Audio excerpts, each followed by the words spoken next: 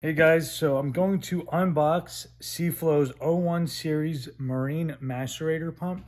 I did a video earlier about it, but it's going to go into more detail about the cool features SEAFLO's macerator has over the competition. So as always, manual, the explanation of the warranty registration card, and a SEAFLO mission statement.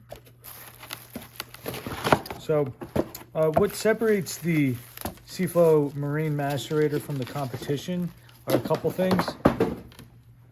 One, if you could see inside there, we have 4 blades that chop the debris as opposed to our competitors only having 2.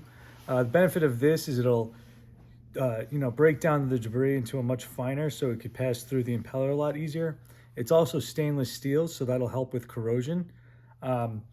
The other nice feature is the back here. You could actually get access to the shaft. So in case it does clog, you could take a flathead screwdriver and turn it and unclog it. So that's really helpful. And the other benefit is that our impeller is made of a much stronger, more robust rubber. So you could actually run it dry for up to a minute.